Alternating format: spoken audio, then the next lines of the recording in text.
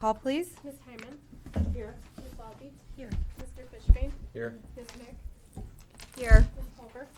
Ms. Meyer. Here. Ms. Golowski. Here. Okay. So we will start with this, with comments from the floor regarding the tax levy public hearing only. So we welcome your comments and questions and give them serious consideration. Before you deliver your comment, please identify yourself and limit the length of your comments to no more than 3 minutes. Neither the board nor the administration respond publicly to these comments during the meeting, but follow up on comments afterwards. Does anybody have any comments about the tax levy public hearing? Yes. Okay. My name is Carl Lambrecht, citizen of Highland Park, inside of District 113. And I think it's quite reasonable to expect a reduction in the tax levy by approximately 10%. Could be 30% if we were more accurate. You know, homeschooling is very efficient. There's nobody professional involved in it all.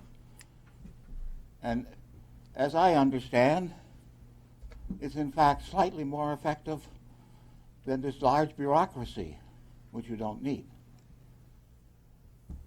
And reducing the bureaucracy would be very effective. You have a superintendent right now in North Shore School District 112 who very effectively could take over this school district at the same time. And in fact, take over about 7 school districts. These are micro school districts. We have a nano school district, that's in Bannockburn. You know, a couple of hundred kids, and it's a school district. Principals in Lane Tech, 4,000 kids, approximately a little bit more than kids here, have 1 principal. No superintendent. We have 2 superintendents. Very nice people, entertaining, like them. But this is their second job after retirement. The only reason there are 2 is because celluloid law says if they work full time, they can't collect their retirement salary. I think in Illinois, we have too many people working in the public sector. We have a PR person, also very nice, but we don't need PR. So I suggest the tax levy should go down by at least 10% and cut administrative costs. And do what the homeschoolers are doing. Very effective. I visited Cristo Rey, very effective school. But if you look at the budget that they have and the scholarships they have and the kids they have, these theoretically are Hispanics mostly. They're doing a wonderful job. And I have 2 Mexican sisters, a Mexican brother.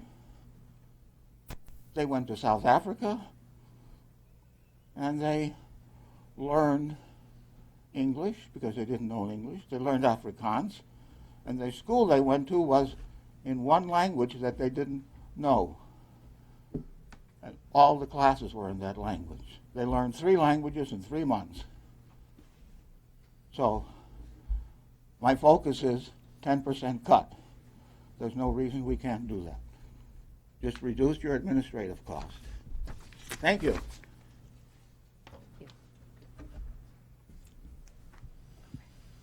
Do we have any more comments about the tax levy public hearing?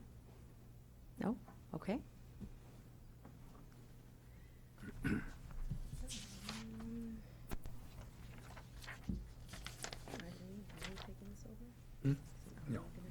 No, we just need the public comment. All right, well, at this point, is there a motion to adjourn the public hearing? So move. Is there a second? Second. All those in favor? Aye. Opposed? Abstentions? Motion carries. Okay, we will now call to order our regular board meeting. Another roll call, please. It's okay. Ms. Meyer. Here. Ms. Hyman. Here. Ms. Lobby. Here. Mr. Fishbane. Here. Ms. Bick. Here. Ms. Culver. Ms. Golowski. Here. And could everyone else seated at the table please identify themselves? John Fuhr, Director of Operations. Lily Brack, Coordinator of Administrative Services. Tiffany Chavez, Director of Student Support Services. Debbie Finn, Principal, Highland Park High School. Ali Mahanti, Assistant Superintendent of Finance. Linda Yankee, Interim Superintendent. Ben Martindale, Interim Superintendent. Romina Isaac, Executive Secretary. Elizabeth Robertson, Assistant Superintendent of Curriculum Instruction and Assessment. Tom Krieger, Human Resources Director. Catherine Anderson, Principal at Deerfield High School. Christine Gonzalez, Director of Communications and Instructional Technology. Okay. And can I have a motion to approve the agenda? So moved. Is there a second? Second. All those in favor? Aye. Aye. Opposed? Abstentions? Okay, motion carries. Okay.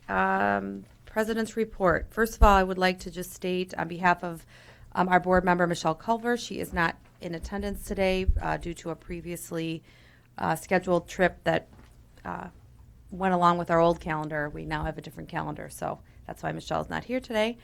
I also just wanted to mention this weekend, many of us attended the III conference. It was my first time attending, and it was, I know we all learned a lot and attended some really important sessions, but I also just sort of wanted to comment about something that was pretty impactful that occurred while we were there. Every year there's a delegate assembly for the Illinois Association of School Boards, and every district in the state has the opportunity to send a delegate from their board, just to deal with, the officers, election of officers, things like that. But we also address certain resolutions that are being proposed by the resolutions committee of the board, and sometimes these resolutions are proposed by other districts. So one of the resolutions that was being proposed this weekend was for support for the Illinois Association of School Boards to support legislation that would allow individual school districts in the state to arm their teachers. So our board decided unanimously that as a district we did not want to support that resolution, and I was actually appointed as the delegate to vote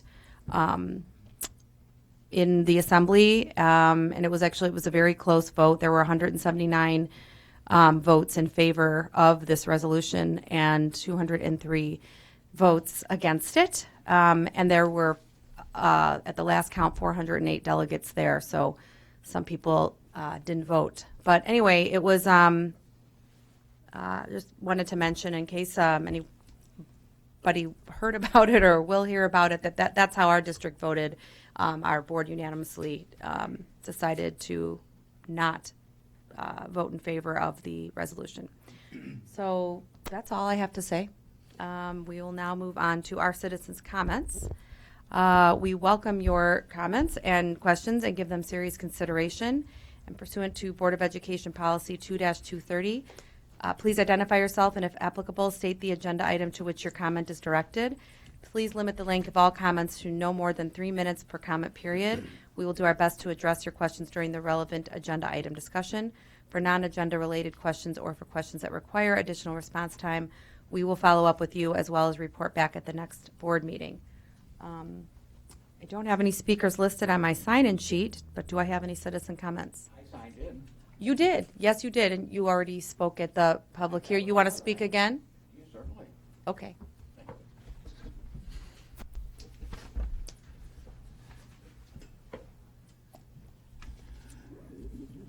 The organization that you spoke about just before is an organization not even needed and should not be paid for by taxpayers' money at all. If you take out all the taxpayers' money, and that's what you're using is taxpayers' money to support that organization, again, it's not needed. It's superfluous. I know they had a big thing, but it was only about half the school boards in the state. There's about 850 approximately, I don't know precisely. But a small comment on expenses. We have food over there. Everybody has finished eating, I believe, and there's plenty of food left over. Who pays for that food? How much does it cost? And why is there always food left over? As I said, home-based education is more effective, statistically. You have some very good students here and some poor students. What is bad is that the poor students don't get better care. That's because of too much bureaucracy being spent. Those are my words, very simple, and thank you for your time. Thank you. Do we have any other citizens' comments? Okay.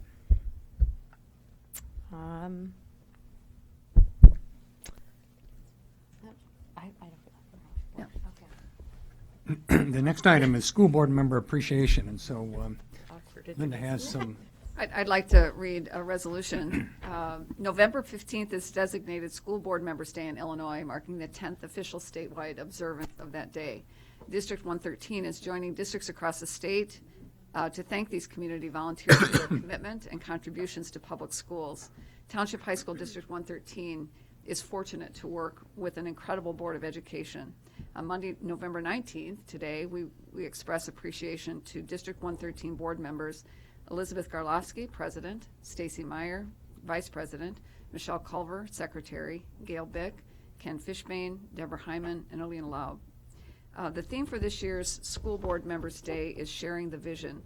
Board members craft a vision, mission, and goals that accurately reflect the wishes of our students, parents, staff, and community members.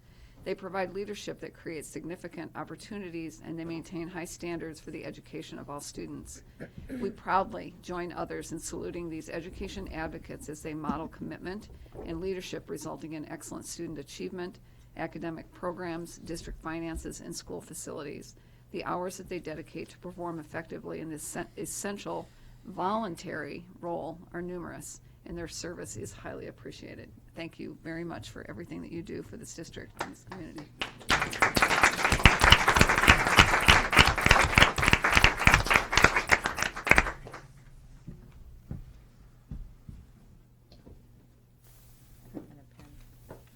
Thank you. My family thanks you. Whatever it is. Would it be easier to pass them down? Yes, you could do that, so you could, yeah. Well, thank you. That's a good, yeah, they're phone. Pass these down.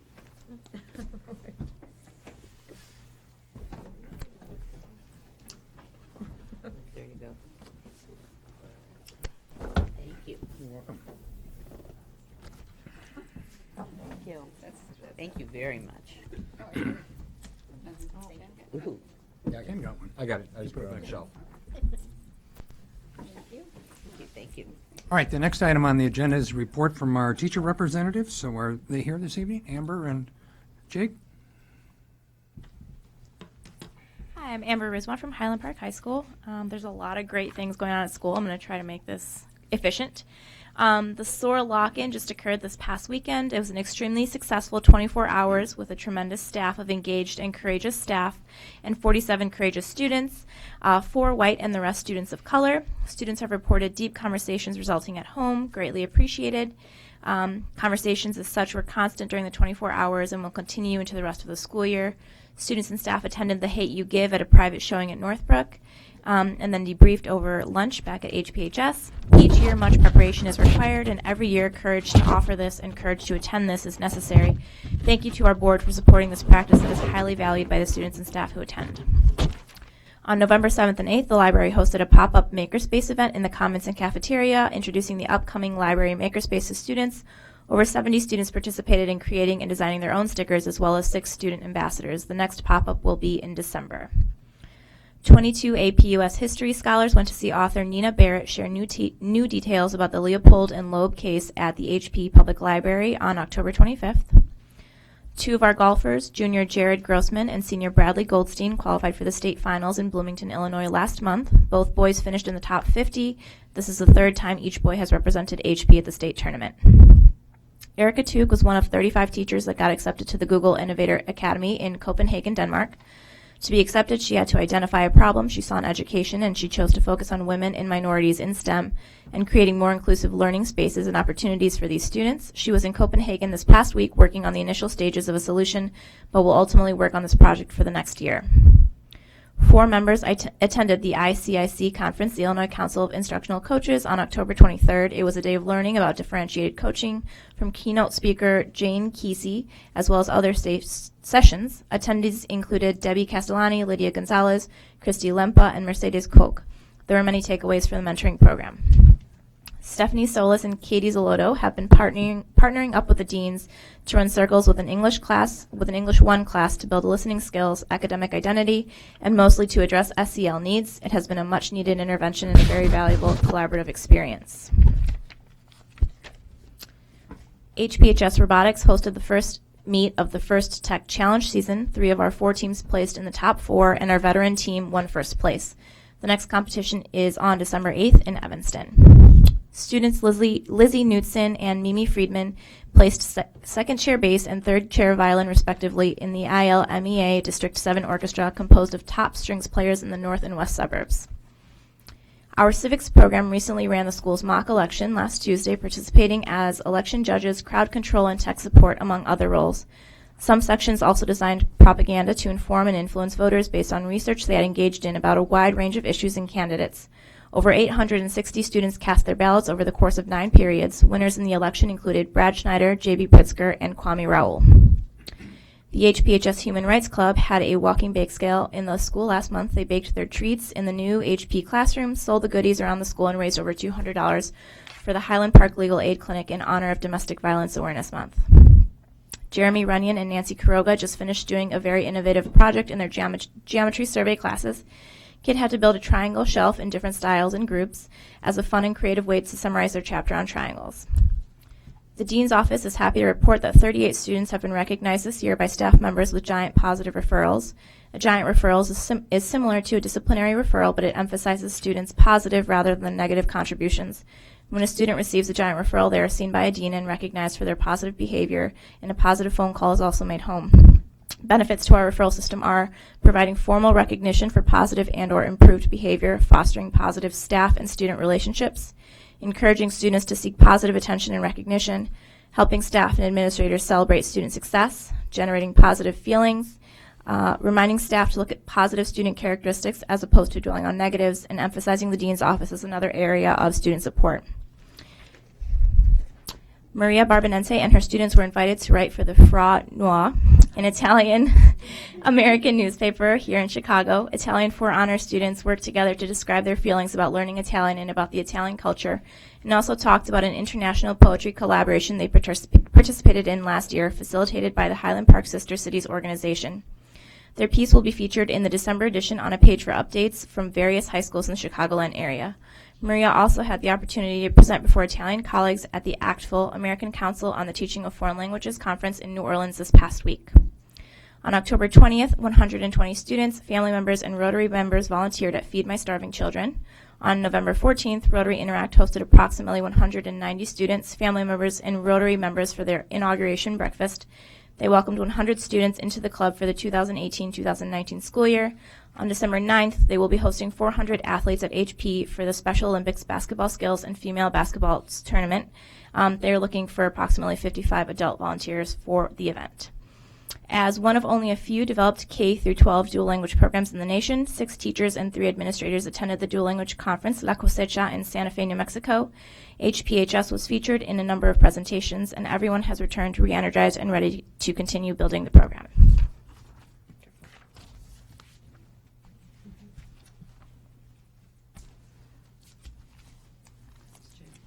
Jake? No? Okay. Next is report of the superintendent, and at your place you have the 4 FOIAs that we received this month. On October 22nd, we responded to a FOIA request from Scott Drury for correspondence and other materials related to student records. We originally received the request on October 5th and reported on the request at the October 15th board meeting. On November 2nd, we received a request from Karen Berkowitz of the Pioneer Press for a copy of the contract with Mead Electric awarded in April 2018 for work performed at both schools in the summer of 2018, along with other documents. We granted the request and responded on November 9th. On November 2nd, we received a request from Scott Drury for materials relating to special education services provided by the district. We extended the time to respond to this request. Our response is due November 20th. We will respond in a timely fashion. Finally, on November 15th, we received a request from Deborah Raid for documents relating to discipline of district administrators. We will respond in a timely manner. That concludes the FOIAs for this month. I want to provide a short update on the intercom system. I did have another meeting today with representatives from Perkins and Will, with John and Ali, and I expressed my frustration because we still don't have an answer as to what the problem is, and therefore we don't have a solution to what the problem is because we don't really know what the problem is. It's very inconsistent. We had some days last week where the system operated as it was supposed to operate, and then over the weekend we had additional problems. We were supposed to have somebody here this morning at 6 a.m. from Security Unlimited to fix the head-end unit. He showed up at 7:30, not at 6 o'clock. He didn't have the unit that he was supposed to have to replace, couldn't find his computer. And so I expressed my frustration today with that firm and with the engineering firm about the fact that we still don't have an answer. And so I'm sorry I don't have any other information for tonight. The next plan is that the company that makes the head-end unit is overnighting a device tomorrow afternoon, and supposedly Security Unlimited will be back on Wednesday to install.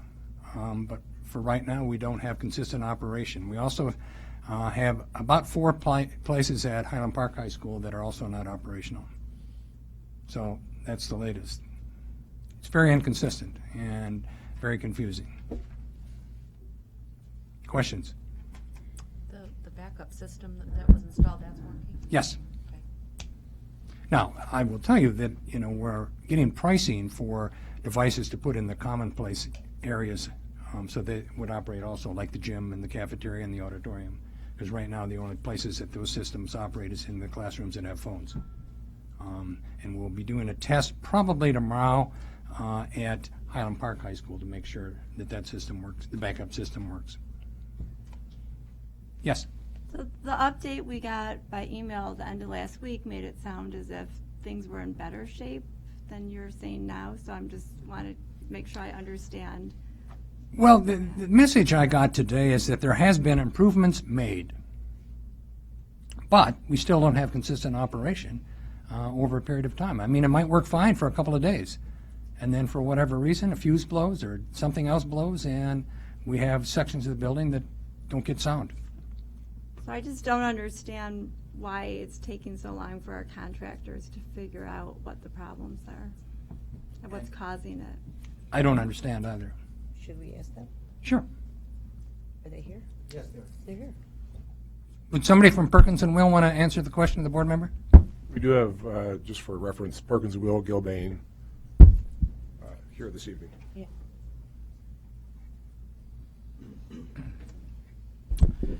Good evening, Mike Dolter, Perkins and Will. What was the question again? I'm sorry. I was in the back. I didn't hear the question. Okay. What's the problem and why isn't it fixed yet? We've been running through some tests with Security Unlimited and with Mead Electric and Gilbane on site.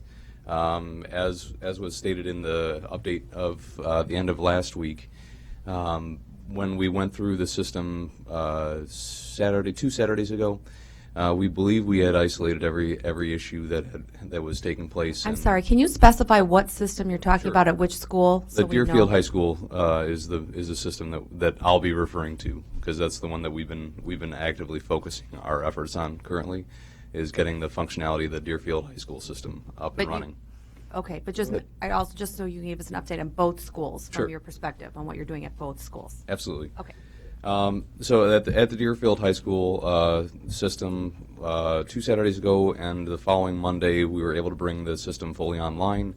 Through the course of the week, there was a safety drill that was performed On the Wednesday of that week, which we observed, we noted that there were some issues that were brought up by faculty, which we tracked down during that day to see if there were issues, and we found some volume variances throughout the building that still need to be tweaked. On Friday of last week, that was the day after we had prepared our update based on the week's efforts. The system encountered a problem with one of the cards. On that Saturday, there was a repair that was attempted to be done to that card, which caused that card to fail. And so that's the piece of equipment that Dr. Martindale referred to that we're waiting for replacement on. So we're still unclear from the contractor on what is the full explanation of what's causing that. What we've heard to date is that it has something to do with something on the existing lines. So what we're working on right now with that contractor is developing an action plan to isolate any lines that have been identified as having some existing issues on them, and test them one by one to isolate where those faults might be. At Highland Park High School, from our understanding, the majority of the issues are volume related, which we're going to look at both schools, refining and going through each one of the classrooms, each one of the areas, and physically adjusting each one of the volumes to meet a standard that's established at each of the schools, so that there's a baseline established at each school for volume. We do know that there's some connectivity issues, maybe 2 or 3 spaces that we've heard of at that school that need to be tracked down and determined if it's just simply a speaker that's not functioning, or if it's a miscommunication with the head end at that facility. So that because we're not losing large zones at any given time at that school, we've been focusing the efforts on Deerfield, but we will get to the testing that's required at Highland Park as well. I believe it was October 29th that we met last and talked about this, so that was 3 weeks ago, and at that point you told us it would probably be 6 to 7 weeks until everything was completed, and I think we all expressed that was too long, and now we're 3 weeks later and you still don't know what the problem is, so I'm curious about the time frame. Well, the testing, we're working on developing, as I said, the protocols for testing on everything, so that we go through it with a very methodical manner in which we're doing. We thought we had it isolated last week. The system ran for 4 days without issue. We still have yet to receive a real full explanation of why it ended up failing after those 4 days. We went through a whole series of tests on that system during those 4 days of regular operations. So it is a bit it's frustrating for this team. It's even more frustrating from your side, I can imagine, to see 2 steps forward, 1 step back consistently on this. And we want to make sure that we're taking all the variables out of the play at this point and trying to make sure that we hit the marks on that. We're going as quickly as we can with that, because there are a potential, if we're able to nail it down on this one card is the major issue, that can be something that can be done within the next few weeks here. If it's something where we're expanding our scope out due to additional failures, that may end up going longer. But at this time, I can't say specifically what that is, because the problem hasn't been fully identified by the contractor. I don't want to monopolize this if other people want to comment. The questions? Yeah, just a comment. Same thing we talked about last time. Talked to Ben. I just want to recognize the work that the administration, Ben and Linda, and all you guys. The work you guys are focused. There's no question the work of our staff is all over this. I read the last memo, and it also certainly looked like there was lots of work being done. Now, having said that, I'll say the same as the last time. In the hospital world, there's lots of things that almost doesn't work. This isn't an almost. It isn't. We got them all except for 2. The goal has to be get it right and get it 100%, and just constant updates to our team. I don't know if that letter was just kind of a summary of a couple weeks' work. I think my recommendation is that these engineering, there's 4 different companies working that they get you guys all the status and updates, and somebody usually has another resource that that they can call, and I would just make sure we've tapped every. And we're exploring as just want to reemphasize that. Stacy? I was just going to say, it sounds like we keep having to wait for additional external resources, the contractors, the engineers, whatever. Is there a reason why we don't have somebody from one of these companies on site with us until this is finished? It's a very good question. We've been having good responsive. Anytime we need somebody out there from Meade, we know we can get them out there. We know we've had some timing issues with Security Unlimited. Generally, they've been out there when we've asked them to come out. With the exception of a few, obviously today's incident was much more frustrating in that we didn't get the equipment out there that we expected to see on site, which set us back a little further. So we certainly want to make sure that anybody who's involved in the process understands the gravity of it, and is working as diligently as the administration is on that as well. Debbie? Here's a question that has been in the back of my mind since the first time we discussed this, or the difficulty with it. If it is not possible, considering all of the factors, the age of the 2 buildings, and I know hindsight is 20/20, and I like that phrase and I don't like that phrase at the same time, and particularly right now. But if it wasn't possible, and if it still is not possible, somebody needs to say that. Absolutely. And if all of these efforts are futile, we need to stop them and do whatever we have to. So what I've been thinking with whatever, I don't have your background, but I have similar experience in what I do every day. And if you cannot do what you need to do in the age of the buildings that we're dealing with, and if that is the reason and it's never going to happen, we need to know that too. Right. Yeah, I agree. I mean, and I would say I would need to know that sooner than later. And I didn't want to ask that before because I would have thought that would have been asked right by the committee. And that's why I would have thought it would have been a stupid question for me to ask before because of the level of expertise, on the Citizens Committee, because of the professionals that were, I mean, I know they worked volunteer time because that's what they do every day, and I know those were the level of questions they were asking and expecting. So that I'm asking it now, though, mm-hmm.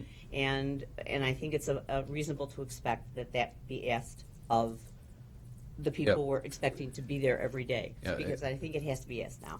At Deerfield, we were able to get the system fully functional, so the capacity is out there to do that. Okay, so it is possible. It's just a matter of we still have yet to receive a real satisfactory answer of what the issue was that caused it to go from a fully functioning system to a not functioning system. Okay. So if that's something that we can get, then we can actually work that problem instead of trying to work issues and having other ones pop up. Thank you, Michael.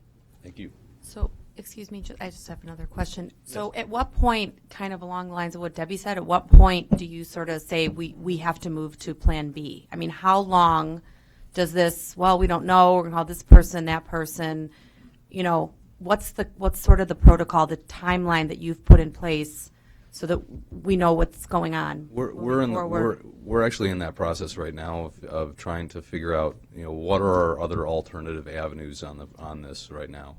If the system or if the resolution is not moving in a satisfactory direction with the actions that we're taking right now, we want to both elevate this with the corporation behind the system, as well as look at alternatives for bringing in different ways to look at this, whether that's an outside agency looking at the entire system or looking at other different approaches to delivering the process.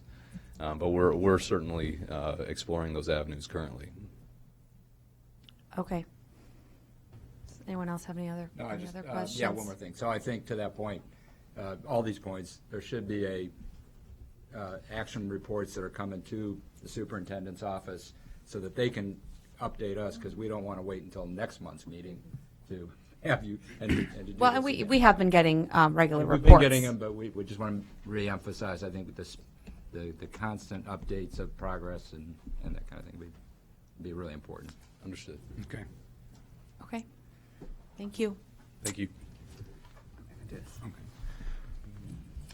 All right. Approval of minutes. Oh, yes. It is recommended that the minutes be approved as listed. The Finance Committee meeting, October 15th, 2018, the regular board meeting, October 15th, 2018, closed session, October 15th, 2018, special meeting, October 17th, 2018, and workshop meeting, October 29th, 2018. Is there a motion? So moved. Is there a second? Second. Any discussion about the minutes? No? Okay. Seeing as there's no discussion, all those in favor of approving the minutes? Aye. Aye. Okay, aye. Opposed, abstentions, motion carries. Okay, we're going to move Okay. on to our information items Yes, now. the next item is the superintendent profile report. So this is what we've been working on quite a bit during the past month. We talked about this when we laid out the plan, that during the past month we've conducted, I first of all want to thank, there were about 154 people who came to focus groups, and about, there were 369 people that answered the survey. You'll see those numbers come up here in a few minutes as to who came to each one. But I really want to emphasize that this report is not, some of it sounds, well, yeah, of course you think that, but this is really a compilation of what people feel so strongly about, they want to see in this district, the things that they're proud of, the challenges that they see, and the kind of leader that people see needs to come in here next year. So, Ben? So we're going to alternate. I'm going to do one slide, and then Linda's going to do another, so bear with us. It should be fun. So the board requested us to really do three things. One is to conduct focus groups with the following stakeholder groups, and they're listed up there.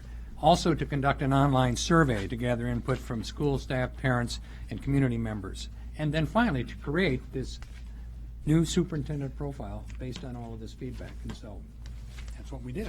So the profile will be used when we begin the selection process, when we start to look at candidates. It will actually be put on our website so that people can see it, the community, the people who have participated in creating this, and the candidates can look at this profile and look what we are looking for. As we screen candidates and conduct interviews, we will have this profile by our sides. The Board of Education will do the same thing. They'll use the profile report to find out more. Also, this will tell them what the district is thinking about in terms of a new superintendent. Again, we will use it as we screen candidates and develop interview questions, and the candidates and community can also look at that to see how we came up with the strengths and challenges of the district. So, as Linda said, we conducted 18 different focus groups over a span of about a week and a half. We had 154 participants in these focus groups. We did them at school, we did them in the evening, we did some here. The online survey had 369 people respond to it, which when we talked to Gary Zabilka, he thought that was a pretty good number. I can tell you in other searches that I've done in the past, in districts much larger than this, I did not get that magnitude of response. So I would say hats off to the folks in this district. And you'll see in a few minutes that the focus groups tended to be more staff and students. The online survey tended to be more parents and community members, but there are some of every group in both those groups. So the focus groups had really four basic questions. The first one, we asked people to name the district's greatest strengths, and including using a framework of thinking, why would a superintendent want to come and work here? What are the things that are attractive about this job, about this district, that would make people want to come here? And then on the other side, what are the district's greatest challenges? What should a new superintendent know before he or she comes and accepts this responsibility? Then the next question was, what should be the priorities for the new superintendent that first year that they're in the district? In other words, what should they really focus on that first year? And then finally, what are the most important characteristics and skills the new superintendent needs to possess to be successful here? So the next 4 slides are going to go through the answers, a compilation of the answers to those 4 questions.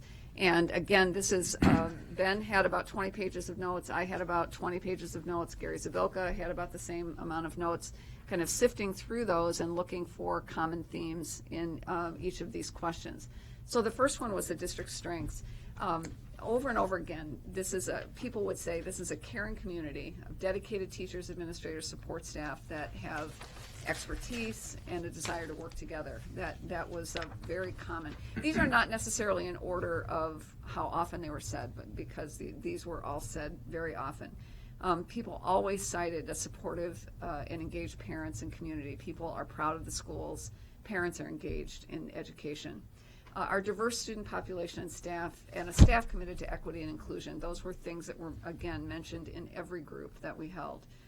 Passionate and engaged students, motivated to achieve, not just in the classroom, but in arts, activities, athletics, all aspects, student leadership, every aspect of school.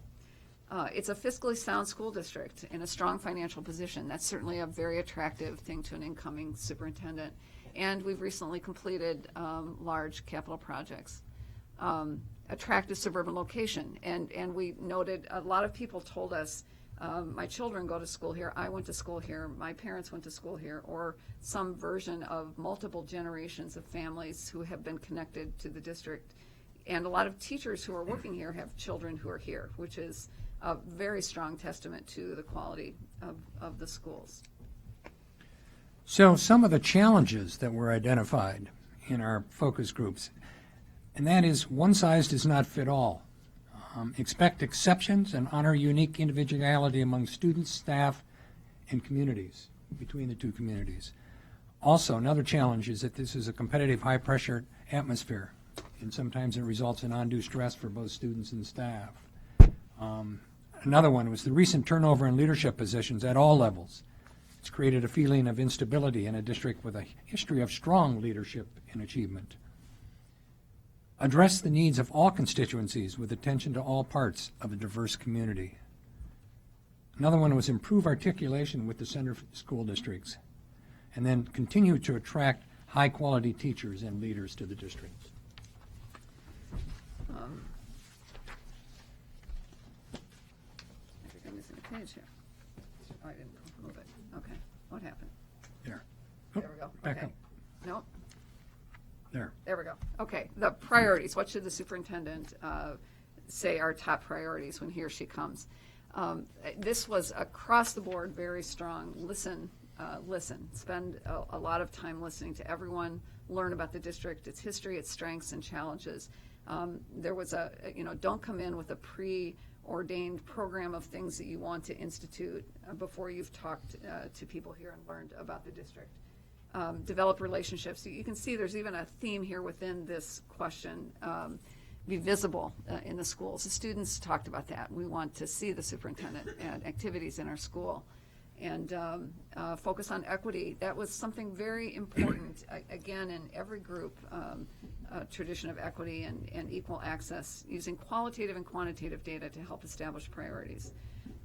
Understand the uniqueness. There's a lot of talk about this too, that the uniqueness of each of the 2 high schools, and build on their strengths, and then build trust by working openly and honestly with the board, staff, and community. So what should be some of the characteristics or attributes of the new superintendent? One is somebody who's a great communicator, a good listener, a good speaker, a good writer. Someone who's passionate advocate for education with a strong commitment to, again, equity and justice. A collaborative team leader who builds strong relationships. As Linda said, we heard that many, many times. And develops a sense of community through consensus, and who's open-minded, fair, and personable. An experienced educator. That came up a number of times. This is not necessarily a place for a rookie. And somebody who has a deep understanding of teaching and who has been teaching in the classroom. A genuine, authentic, warm, and caring person who you can approach and who's trustworthy and is going to make a long-term commitment to this school district. Somebody who's an active leader, who is visible in the schools and the community, and again, talks about collaboration with all employee groups. A student-centered leader who makes decisions based on what's best for high school students. And moving on to the survey, so the 369 people who responded to the survey, 55% of that group is parents, 22% were teachers, 14% students, 14% community or business members. I would assume that's people who do not have a child in the school. And then you can see smaller numbers, other administrator, support staff, and board member. So the percentage of relative to district strength, the highest percentage was the quality of teaching staff, followed by student achievement, fine arts programs at 36%, community supportive education, 35%, extracurricular and athletic opportunities, 35%, challenging and state-of-the-art curriculum, 31%, student commitment to learning, 25%, student-centered learning, 20%, communication with parents and community, 16%, and finally, school learning environment at 15%. And you'll see on the next slide that some of these that are listed as strength are also listed as challenges at the same time. Can you So, remind us how many choices could people select? there were, You could do 5. They could do up to 5? Yeah. Okay. I mean, there was about 10 or 15 things to choose from, Yeah, 10 or 12? 15, I think, but you could only select 5. Right.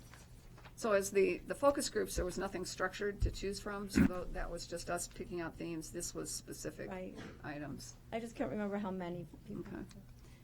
So the greatest challenges and barriers, quality of district administration and principals, 38%, diversity, equity, inclusion, 36%. So that's a strength and a challenge at the same time. Board governance, emphasis on mastery rather than test scores, image of the district. Interesting instructional methods that engage students, teacher quality. Again, that was the top item on the strengths, and here it is also on the challenges. Fiscal management, school facilities, and communication with parents and community at 16%. So the characteristics and skills needed for this new superintendent. The top one was building good teams and someone who brings out the best in other people. Next to it was somebody who holds himself or herself and others accountable. Next was somebody who is student-centered, somebody who is collaborative and includes others in decisions, someone who empowers the staff members, someone who has a deep knowledge of curriculum instruction and learning, somebody who has an inspiring vision for the future of this district, someone who has excellent communication skills, and that came out a number of times, somebody who can make tough decisions, and yet somebody who has warm people skills and who you can approach. Even notice in that list, there are some that are somewhat similar. You know, the collaborative includes others, warm people skills, excellent communication skills, inspiring, empower staff members. Those are some kind of similar things. The priorities for the new superintendent, and again, you'll hear these themes be visible throughout the district and community, able to listen to all constituencies, develop a strong leadership team that can establish trust throughout the district at every level. Rebuild the culture and climate of the district and restore the pride and standard of excellence that District 113 was once known for. Create a transparent environment based on equity, inclusion, and acceptance of all types of learners. Develop a vision for excellence that all can embrace and be part of. So the next group of 3 slides include the actual profile that's kind of putting all of these things together, which we also have on a separate page that we'll be putting on our website, along with this presentation. Oh, And sorry. as Linda said, this is what will drive the questions that we ask and the type of person that we look for. So again, a team builder, somebody with extraordinary relationship skills who can work effectively with all the stakeholder groups. And again, somebody who is experienced, a quality educational leader with a proven track record of success in curriculum, instruction, and equity initiatives. Someone who is visible, approachable, people-oriented, and becomes involved in the communities and sees this as a destination position. collaborative leader who listens to various stakeholders before making decisions, student-centered leader who makes decisions based on what is best for students, a great communicator who is empathetic, a superb listener, speaker, and writer, a genuine, authentic, warm, and caring person who is approachable and can develop trust throughout the district. And the final components of this profile is somebody who's able to empower staff members to participate in leadership and understand the importance of creativity and ingenuity.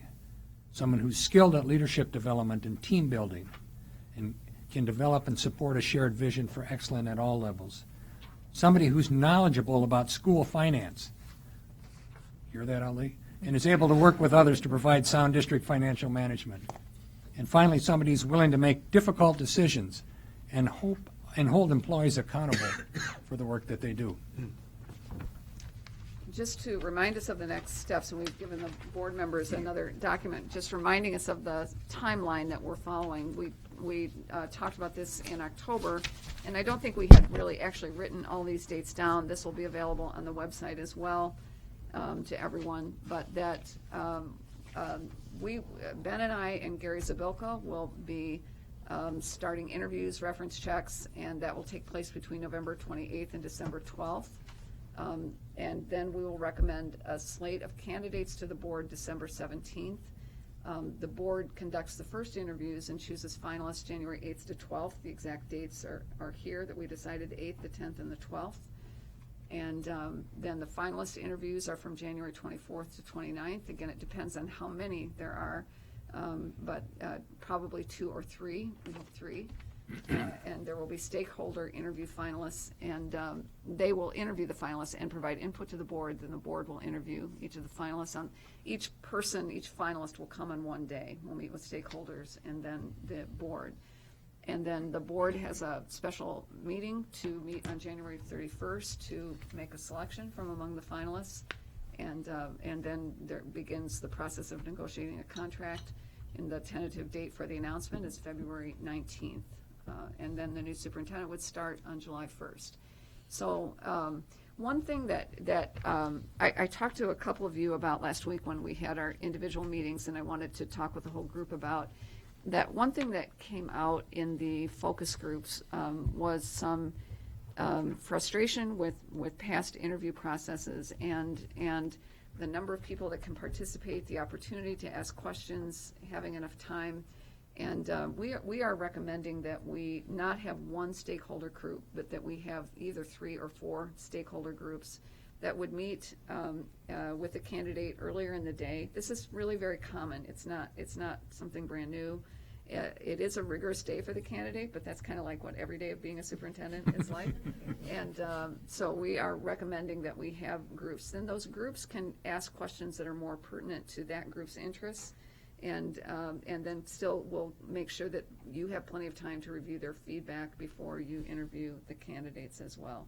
And so we just wanted to talk about that tonight and make sure that that was okay with this group. I really think it will help people give better feedback and ask better questions, and we'll give more people the opportunity to participate as well, because the groups can then have a few more parents, more staff, more administrators that would participate.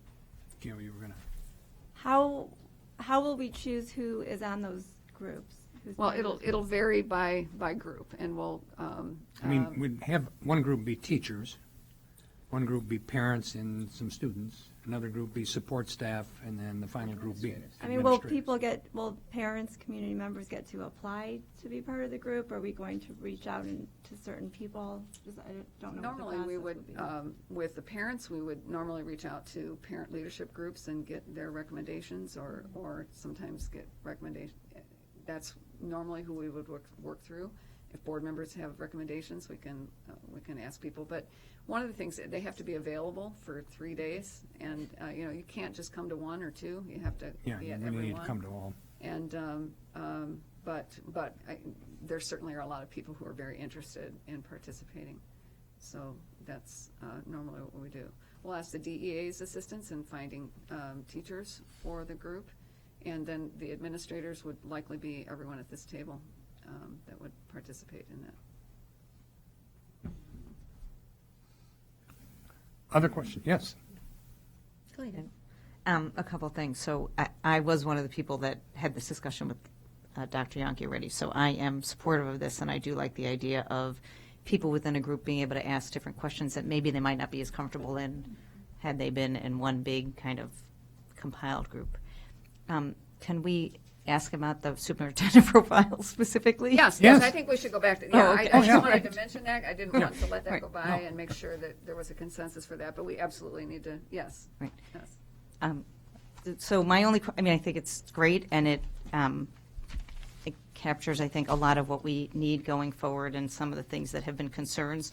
The one thing that I had mentioned and that isn't anywhere in here, and so something for us to discuss or you to think about was, for me, it would make sense in literally the last sentence. It says, willing to make difficult decisions and hold employees accountable for their work, but I feel a need to ensure the superintendent hold themselves accountable as well. And there's nothing in these final 3 slides that says that. On the final 3. Right, isn't that, the final 3, I think, right, are the ones you're saying that would actually be up on the website or be, you're using as your guidance for, so it's not, would there be all of this? I thought it was just the last 3 pages that I was, as Yeah, a summation. no, you're right. Right. Those 3 slides are captured on that single page that you have. So, Right. Yeah, because it was in the beginning, it's not at the end.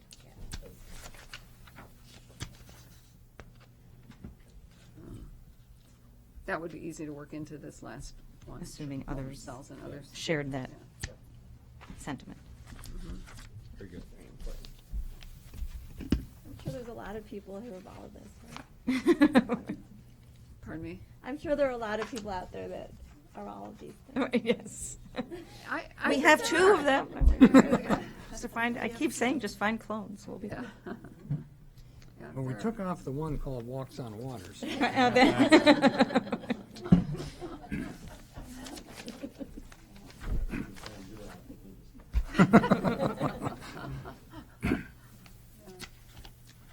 Yeah, I think the themes were so strong of a people person, of a unifier, a builder, team builder, listener, good communicator, really, and someone who sees this as a destination position, which I do think people see this district in that way.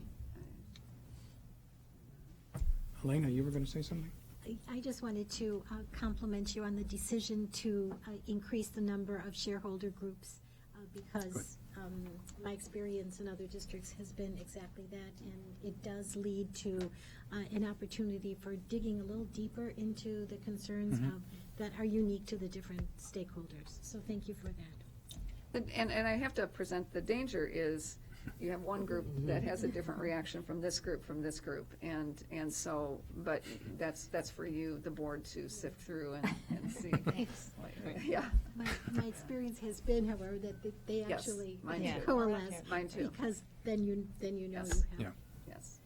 And again, I know you mentioned it, but it's also important for us that we do have the amount of time to go through the feedback from the Yes. groups. And I know Yes. you're going to build it in Yes. there, Yes. but I know it's going to be a very heavily, is it going to be all in one day? Yes. Yeah. Okay, so it will be Well, very each heavy. candidate will have one day, so you'll Oh. have 3 separate days. Okay. Yeah. But we So will still everyone will have have the to amount of time to commit. have, Yes. go through that, Yes. that feedback. Because it is important. I mean, I know, you're asking for us to, we are going to form our own opinions, but we also would like to take into consideration. Obviously, everybody's not going to be meeting these people and giving their feedback, and nobody's going to look at it. We're going to look at it because we want to consider it, and we want to listen to what everybody's perspective is. So I need a little bit of time to process some of that data, when I'm reading their information. Other comments?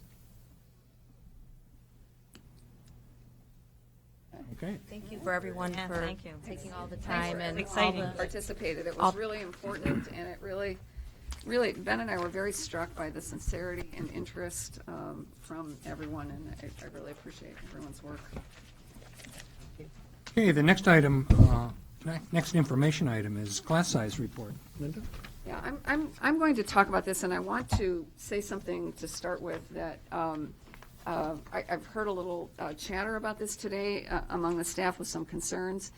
This is the first time a report such as this has been done, at least in recent, or anyone's memory that's here right now. And the data looks like it should be easy to get together, and it's not. I want to tell you, it's not so easy to find because of kind of sometimes very different configurations of courses. Now, some things are very straightforward. Our enrollment is our enrollment. But even transfers in, when do you start counting transfers in? What do you do with a freshman who signed up in the spring but didn't show up in the fall, or a freshman who came from a private school in 8th grade, and here is that a transfer or just a new freshman? So data is not as easy and straightforward. I'll talk about it more when I get there, but the page I'm most unsure about is the chart number 4 with the average class sizes by department and by level. And we'll come to that in a few minutes, and I'll explain more about that. But again, figuring out configurations such as labs and co-teaching and integrated studies and making sure that we count every section and every FTE correctly. So but I think this report can be important too. We can go back to the beginning, that it's important to get, this is just to present to you kind of a picture of right now. I hope that you won't dig into each number because, and many of them are very easy to understand, but it's just trying to present a picture to you of our enrollment trends in the past and the future, and our FTEs and our staffing. And as we look to next year and thinking about what our staffing is going to look like as we think about the budget coming up, these are important things for you to think about and to understand. So the first chart shows the past 5-year enrollment. And one thing notable about this, if you look at both schools, they relatively are pretty flat enrollment over 5 years. And the other thing to note is that our projections are very accurate. And Ron Kasbaum does our projections, and so that's good. I mean, to have a good projection really helps you build confidence in looking at the future. Now, of course, you always worry about trends that come up, and in particular, going down to chart number 2, there's a change coming to a certain extent, a steeper drop in enrollment than we've experienced. The next 6 years will be a bigger drop. This last one, total was not that much different. I should have mentioned also at the top one, the FTE change, that Deerfield was up by 35 and their staffing is up by 2.3. Highland Park down by 75 students, but the staffing is up. That's also a number we're not completely confident of, and we'll continue to try to narrow that down. But I also know that Highland Park has some special programs. They, for instance, have 6 more ELL teachers than Deerfield, and some of that has been added over this time. Okay. There are some special programs that are in place at Highland Park that would be the reason for some of the increases in staffing over the years. But again, we want to check and make sure that number is completely accurate. So the second one, again, the enrollment projections, I think just obviously the trend is down in our elementary, especially Highland Park district. This we didn't break down by school with the added numbers. It's a total change, but it is more, if you look at Highland Park going from 2021 this year to in 6 years 1681, and Deerfield going from 1666 to 1467 by 2025. Those are fairly significant changes in those schools. And obviously we update projections every year, and we'll see if this holds. But that is what we're looking at, and so we need to think about that as we plan staffing for next year. The next one, again, is the transfers. As I mentioned earlier in my preliminary remarks, transfers are harder to track than you would think because transfer usually is defined as during the school year, and it includes kids that request a transcript to go somewhere else. Another category would be dropout, although I suspect that there were a few. I looked at the lists of the transfers out, and some of them had a question mark by their name, so we didn't have a transcript, so I'm not sure if we know where each one of these students went.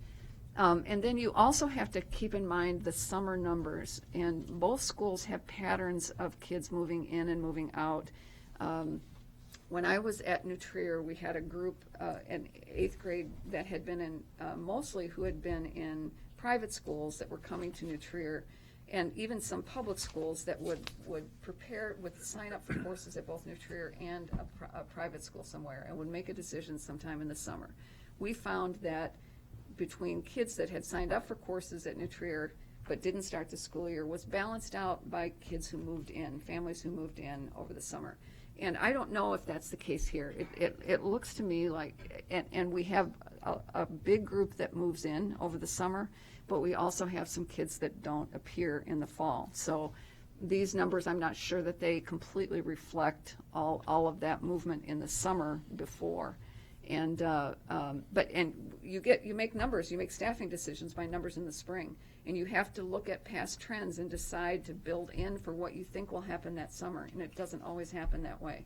And so that may mean sometimes asking for some additional sections, as happened this year late in the summer, because of more move-ins than you expected.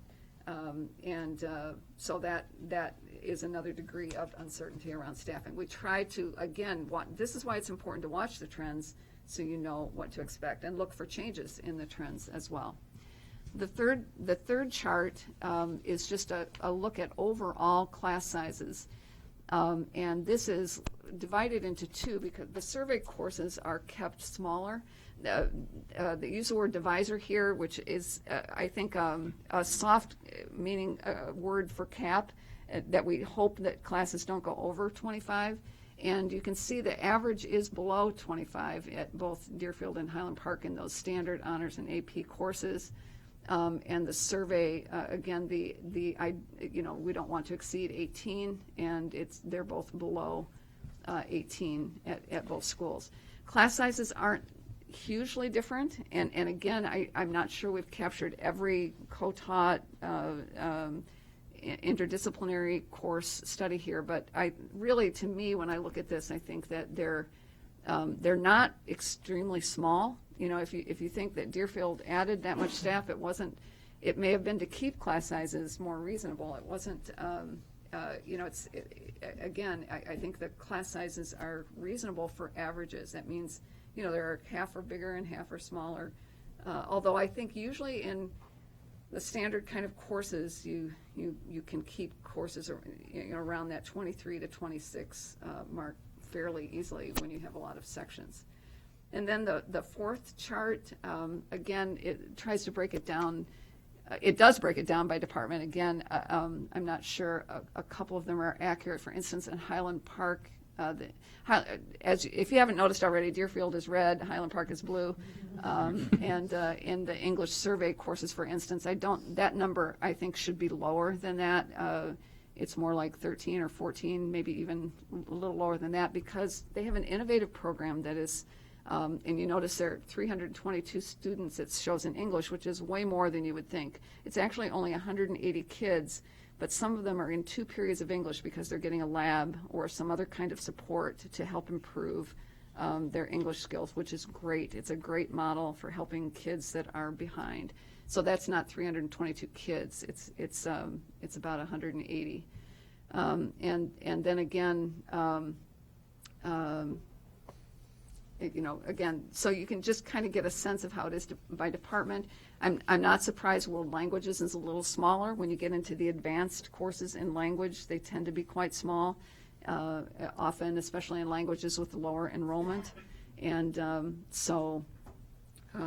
that, again, is not surprising.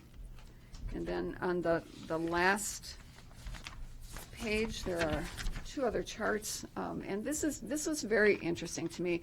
One of the reasons I wanted to do this report is since Ben and I started in July, we've had some very heartfelt requests for additional staffing. Most of the time, all of the time, which we think have been legitimate, and yet we didn't always have numbers to really try to explain that need. And that's, again, a reason for this report, to try to look at where we are understaffed. And this is one that shows that to me. If you could go up and just show both charts in total together. I don't know if they both will fit on there at the same time. But the top one is departments with non-traditional class sizes. PE is going to be bigger. Fine arts is going to be bigger, especially in the music classes. Special ed is going to be smaller. ELL is going to be very small. So those just kind of give you a picture of those courses. And then if you scroll up to scroll up a little higher the other way to show the next chart. So we have 6.4 in the regular counseling for 1,666 students, 260 per counselor. Highland Park, 265 per counselor. We have 2 college counselors at each school, even though Highland Park is significantly bigger. So those college counselors, now they don't really work with 1,000 or 800 kids. College counselors focus mostly on seniors, some on juniors. They'll even do some programs for younger students. But that's a huge load for college counselors. And it should be called college and career counseling. I hope that's what they're doing. And then social workers and psychologists are another group where often a lot of their time is in special education. And it's not. I know it's not the same in both schools. It's not the same for both categories. But again, to have this, even fewer social workers at Highland Park than Deerfield, it's no fault of Deerfield. It just makes me wonder, if we're underserving our kids in social work at Highland Park. Psychologists, again, spend a lot of time in special ed work, but are also used sometimes with the regular ed student population. And then the deans is another area, again, where the deans are each working with 1,000 students at Highland Park, over 800 at Deerfield. And if you actually, Lily is the one that helped me put this report together. I'll take responsibility for it if anybody's mad, and I'll say if she did it if they like it. But it's the deans. Lily also looked at the number of referrals so far this year, and it's half again as many at Highland Park as it is at Deerfield. And again, they have significantly more students. But so I think again, the need for another dean there is real. So that's, again, this is just meant for your information, kind of a picture, a snapshot of where we are right now. We're going to keep working on this. I hope that even when we're gone, that you'll continue with this kind of report. It's very interesting. I think the fall is a good time to do it when after, October 1st is the official enrollment day, and doing it sometime shortly after that gives you, again, you've kind of worked through those who didn't show up, who transferred out. You're through a part of the year, but it's still fairly early in the year. And so I would wonder if you have any questions or comments, Gail? So it's easy to look at the table and see that there's a disparity between the two schools. But is there somewhere a recommended ratio? I mean, we can't assume that Deerfield's the correct ratio. Correct. So, right. Like, how do we know what to compare these ratios to? The only one, so that's dependent on what you're asking them to do and what your expectations are. And for counseling and deans, it's pretty clear what they are. I would say even college counseling, social worker, psychologist, it varies by district, it can vary by school, and what your expectations are. What the needs are, and that would have to factor into it. So exactly. It's hard to look at this just in isolation without more supporting data. The national, at least the last time I looked, which has been a few years, the national recommendation for counseling was no more than 200 to 1. So even in that, we're a little over. And college counseling is not something that every school has. We're lucky to have some college career counselors, but to do really individualized work with students as they're going through that process of selecting a school. Maybe not so many parents would feel they needed to hire an outside counselor if we, we know that that's a trend that's happening. And social workers, again, the deans, which school? It was at Highland Park.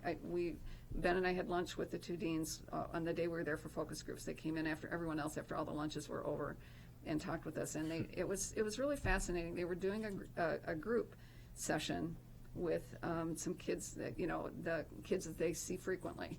And it was a really, really important, interesting work that they're doing. And it really made me think of what in other school districts I know that social workers do. And they're great people to do it. I don't mean that they shouldn't be doing it. I'm glad they're doing it, and I hope they continue. But it points to a need there for their time, for more social work time, I would say, at least. And again, I think the principals and their staff, the staff at their schools, those departments, the department chairs, would be the best to make. We're not making requests tonight, but I think this is kind of laying the groundwork for thinking about our staffing. And I think, right now we do have a number of retirements in the next few years, but we have some falling enrollment. So how can we balance the fact that we've got a certain number of retirements, some enrollment drop, but some needs that are not going to disappear because 100 kids less are here next year, or 150. And so I hope that we can make some recommendations in the spring to address some of these needs. But again, as you mentioned, we need to look at where the need is most great. Right, because we keep hearing about all the stress and anxiety and substance use and all that in the population. So I would imagine there's an increased need, but yes, that's just anecdotal. Yes. Yep. Stacey? First of all, Lily and Linda, thank you so much. I've loved seeing this, and I thought it was very helpful. And some background, since I've been on the board, there have been discussion about staff cuts that have been added back, and then things, and staff members not maybe feeling that their class loads are being properly represented. And again, as the people who approve the budget are supposed to be looking at those balances without any hard data, it was hard to really know what was going on. So I really, really appreciate it, and however long it took you, I thank you. It was worth it, at least to me. The one, and as you know, I sent in a few questions, which you did answer through most of the presentation. The one question I did have was, given that these are averages, do we have a sense for how many classes are in the high 20s? Or I know part of the issue is even when you do come to us with staffing approvals, that we're using predictive models from history, and so things change. And it sounds like we did add some staff for some bigger sections over the summer, knowing that they were coming. I'm just curious now if we feel like we're at a good. I don't think there are too many. Now, again, I was hoping that we could develop a chart that showed you how many classes 30 and over, how many classes 15 and under, but it just was too. Right, so that's even if we have a sense and say we have I very would few, say then that would very make me small happy. Number 30 and over in the standard classes where you wouldn't expect enrollment of 30. Very few. I don't know how many. Pardon me? PE. Yeah, I'm not counting PE. If I would Right. just look at English, math, science, social studies, languages, business, then I would say there are very few. I don't know, Lily, if you could comment on that. Yeah, I would agree about that, and I'm working with Ron Casfam right now to actually create a scattergram, and because of some of the unique staffing that both schools have, which is an asset, I think. It's hard sometimes to just pull this data directly from Infinite Campus without creating a custom report. So Ron is actually working on creating this custom report.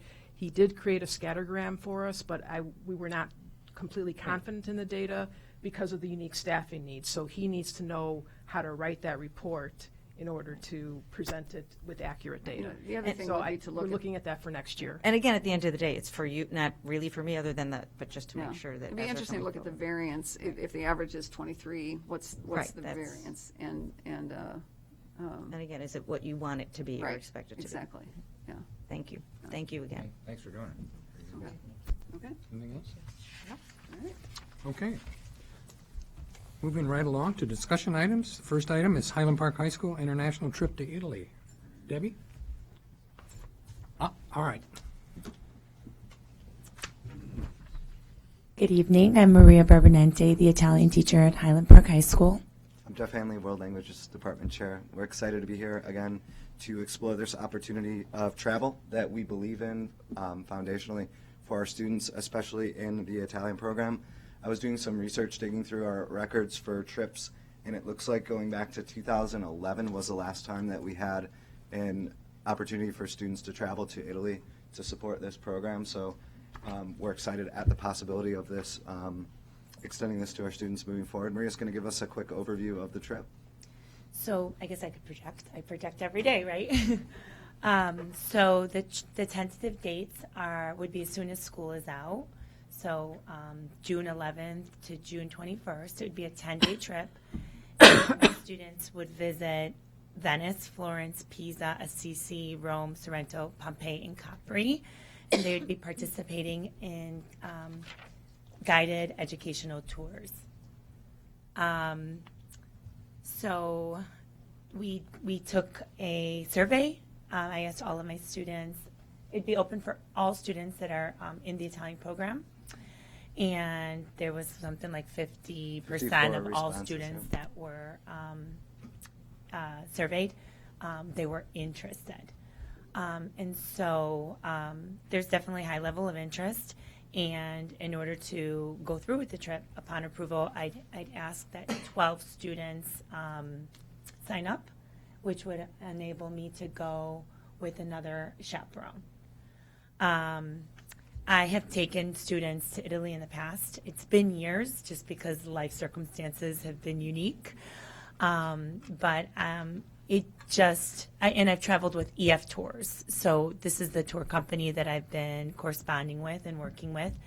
And I chose them because out of all of the tour companies out there, they provide the best value for the experiences offered for these students. And I've worked with them before, and they have been wonderful. Like, our tour director was extremely helpful with us, personable, and we, the kids had such a great experience. I was working at an all-girls Catholic school at the time, but 18 students came along, and these students, as a result, absolutely fell in love with Italy. They were so excited about learning Italian, even more so upon our return. Many of them went on to study abroad in college, and for lots of those students, it was the first time they actually left the country. And so to see their joy was just something I'll never forget, and I hope to be able to provide this opportunity again for my students here at Highland Park High School. And does anyone have any questions? Any specific details you'd like me to share regarding this trip? I just had one question. There's in both of the paperworks, it says there's an opportunity for an extension of 2 days. And so are you not offering that? Or if you would, how would that work given the number of students and chaperones? And So I actually planned the trip already, and it includes the extension piece. Thank you. That's Yeah, I just figured, you know what, for 2 extra days to be able to see Capri and Pompeii, I said for the 2 extra days, it was only a couple $100 extra. I said, when we're out there, we've got to see as much as we can. So since it's summer and it's not conflicting with school at that point, I just, I opted for it. Yeah. So I know that one of the questions that we always, generally want to know is if there are fundraising opportunities or, for students who maybe couldn't afford the cost, sort of how that works. And honestly, every time one of the teachers stands up and talk about this trip, I feel like we always ask that question. But I'm just curious, sort of how that actually, how do you go about doing that? What kind of plans you would have for that, just so we understand. Absolutely. Well, with EF Tours, they have with every student that enrolls, they have a personalized fundraising page, which is kind of like a GoFundMe, so that they could share this. They can write a blurb, talk about their experience, what their hopes are, what their goal is in terms of fundraising, and they can share that link with family, friends, even teachers. I've contributed to students that have traveled to Italy with Blake Novotny in the past on a soccer trip. And so every little bit helps. Also, I thought perhaps we could reach out. I've done some, collaboration with Highland Park Sister Cities organization. Thought maybe we could approach them and see if there was any way that they could sponsor us to some degree. Perhaps reach out to other members of the community, small businesses, particularly Italian small businesses, and ask if they would be interested in sponsorship. Also, I'd be willing to work with all students to put together ideas for fundraising. I'd be willing to help them organize different fundraisers. I know like there's Chipotle, and we could do big sales, a pasta night, like whatever their ideas are. I'm willing to help them achieve their fundraising goals. And then the idea would be that all those who contribute, we would divide whatever we earn among the students that contribute in the fundraising efforts. Great. Thank you. Does anyone else have any questions? No? Thank you. Thanks Thank for your you. time. Okay. Thank you. The next item for discussion is the FY20 student summer school fees and tuition. Ali, anything you want to say about this? Yeah, just good evening. Just want to add that we have not increased the fees in the last 2 years, and we're not recommending a fee increase for next year. Our fees are actually in line, if not lower, than our comparable school districts. So, no increase in fees for fiscal year 20. Thank you. I was happy to see that. Thank you for not raising the prices, and I just wanted to say that the PTOs in the past have helped with students who can't afford the tuition. Do we have anything else in place that we can make sure that the students who may benefit from it also have access to it, that it's not a barrier? That we've been very creative over the years.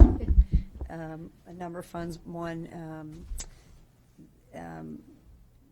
smaller things. The math department always does their Pi Day fundraiser to support a couple scholarships for summer school, particularly kids that we were trying to encourage to maybe move diagonally who wouldn't be able to afford it. We set up a fund this year also really for more immediate needs called Giants Helping Giants, and so we are also using, those are funds that are also available. There's also been some principal discretionary funds I think that have helped. We've gone to the Mother's Trust Fund, we've gone back to the PTO. I don't think we've ever said no to a kid for summer school. In my experience in working in summer school, we find money somehow to make sure that happens. So, And I think DHS has Warriors helping Warriors, right? So, what we talked about.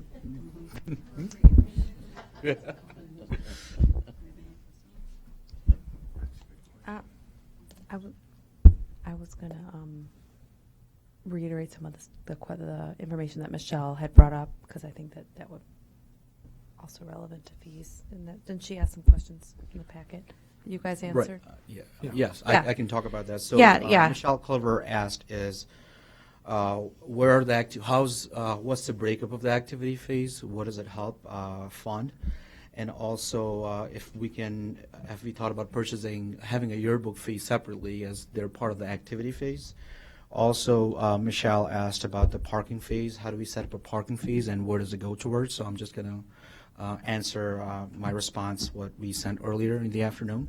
So our activity ticket fees are used to cover the cost of student planner, handbooks, yearbooks, newspapers, as well as provide support to certain activities and help fund certain field trips as well. Regarding purchasing yearbooks separately, we can explore this option in the future. We right now charge as part of the $150, but we can explore that for future. Many school districts charge a mandatory registration fee, that's a point to be noted, which is separate from the activity pass and certain handbook fees. Our district fees are lower than most of our comparable school districts since we do not charge a mandatory registration fees.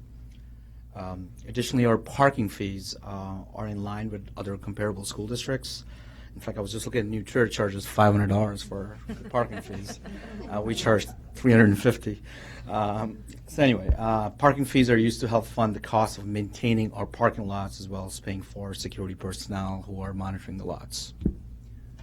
Do we do fee waivers for students who are Yes, we do. eligible for free and reduced? Correct. Yes, we do that. Yep. And then we also have funds like the principal spoke about helping the free and reduced kids as well. So, yeah. But for summer school, for a student who qualifies for free or reduced lunch or free, I would think that we would waive their. Yes, we do that as well. Correct. Okay. Correct. And then we have additional funds to support those free and reduced and some grants that support the free and reduced to help pay for the free and reduced fees for the summer. Yes. So I think every year around July, August, there's a lot of chatter among parents about how expensive the fees are.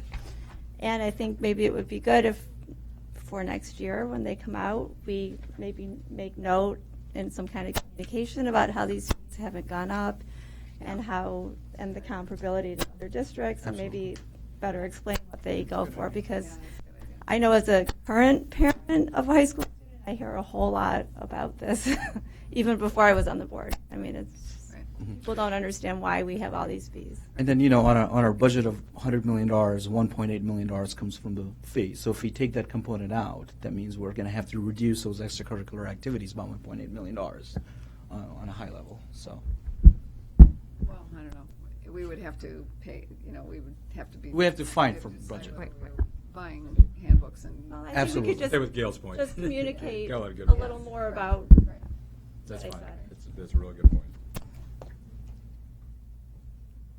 Okay, moving along, our next item is additions to the 2019-2020 program of studies. Liz, you were going to speak to this? Yes, I know that, thank you. I know that you have had the opportunity to look through all the descriptions. I'm sure you probably have some questions, but I just thought just an overall, I'm very pleased with the way in which this has come to your attention. There's been a lot of talk among different stakeholders.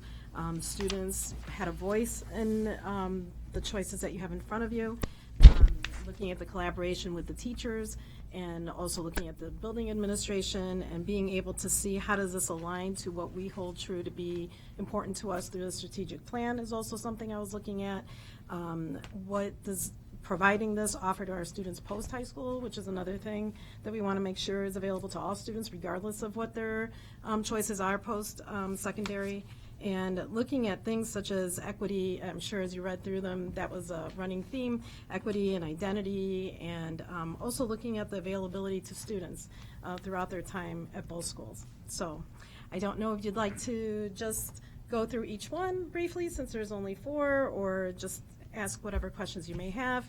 I can highlight that the first course that we're looking at, which is offered through Deerfield, if approved, is the nature of competition. One of the highlights in this offering is the fact that obviously the effort in offering a course that is so unique, it's providing a competition, which is that application, as I mentioned before, to open-ended thinking, and how that also helps students to see how traditional readings that they will have, being able to be exposed to guest speakers and so forth, and having that kind of thought-provoking curriculum that will allow them to see how do they build community with these kind of thoughts, how do they apply, how this impacts their position in society, is something that through Ryan Least, who's the chair of the department, and the guidance of the senior English teachers, is a very viable option for our students at this time, because there is nothing else, no other option for seniors. So I think that this is something that should move forward. I just had a question. When you said no other option for there's traditional senior English, Mhm. there's AP English. Correct. We've been doing science fiction the last couple of years. Is that going away, or is that the other? No, this would actually be another option for senior English. So it is something that, in looking through it, and yet holding consistent to the courses that you mentioned in terms of fiction, nonfiction, and so forth. So it is an addition, that's what It would be, yeah. Does anyone else have any questions? I just wanted to applaud the addition of this one, because when you consider just what is happening in our nation, that to actually have essential questions that address ethics and decision-making and the impact on the individual as well as the community, I think it's a very forward-thinking addition, and I'm anxious to hear how students react to it and how it enrolls. And I'm sure that with every one of your additions, you've also taken into account how it might affect enrollment in existing classes. Do you want to comment on that as well? Definitely one that, well, as we just saw numbers, we never really know the amount of students that we'll have to be able to offer it and so forth. But knowing that if we hold true to the divisors that we have, definitely would be, perhaps, I don't know how this would impact other offerings and so forth, but knowing where the numbers fall, it may impact FT in terms of additional FT. It would depend on what courses we have and how that spreads out. But definitely it's worth having an opportunity to have students, to your point, be exposed to a course that is so current to what is happening. Thank you. Any other questions? Very good. Okay, moving along, the next one is policy for community interaction with district staff, and this is for first reading. And as you can see, we made some slight alterations earlier today in 4 different spots to make some changes. But this came about with a discussion that Lynn and I had with staff at both schools, where we seem to have an increasing number of situations where staff members are interacted in a negative way, with some parents. And so we decided to talk to our attorney about crafting a policy that is under the rubric of community relations. And it talks about community interaction with district staff, guidelines for communication with district staff, and then compliance. And so, as I say, this is here for first reading. We're interested in your comments about this. We would hopefully bring this back in December for adoption. This policy is a little bit different in that it did not go through the policy committee. Actually went through the interim superintendents. Talked about it in DAC as well, yeah. So, I know you said you had a couple. Yeah, I just had a couple, potential modifications. So if I'm reading, just starting with the beginning, well, first of all, sort of let me back up. I think this is a really good idea, and a lot of feedback from people kind of like, well, how would we enforce it? And I think, we have to be realistic and recognize not a whole lot we can enforce, but what I think is important about this is just to kind of sending a message that this is what we're expecting, holding our parents and our community to a certain level, to a certain standard, the same standard that they want in return. There's no question we have a very passionate community and very involved parents, which is an advantage. A lot of districts is, actually this weekend at the conference, I had an opportunity to talk with lots of other administrators and superintendents, and their experiences in their districts are very different than ours.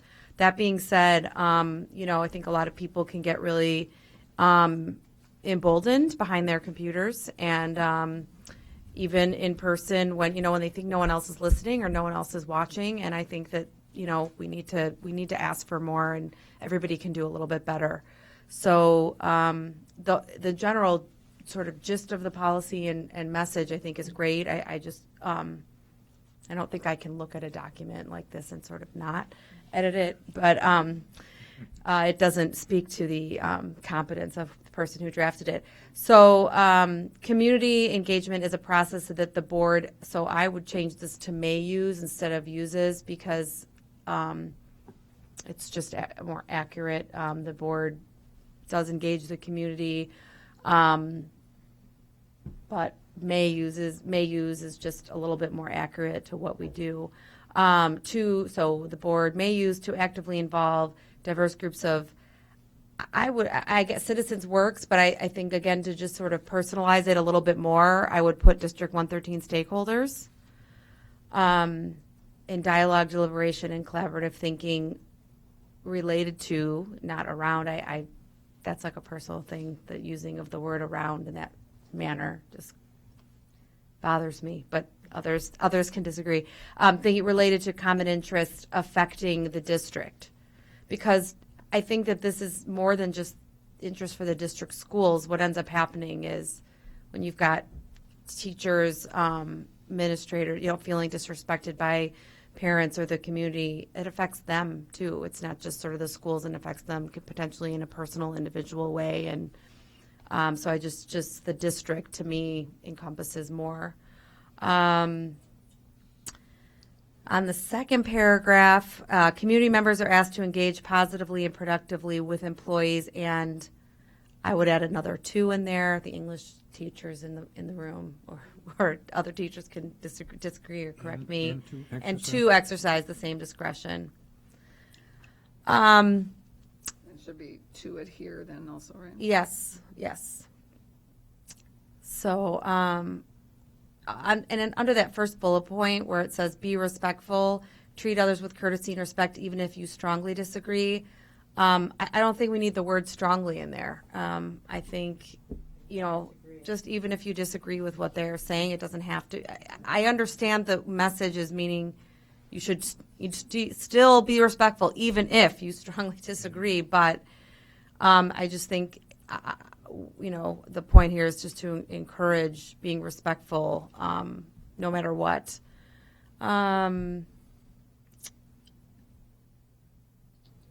Those were my main comments. I don't know, does anybody else have any?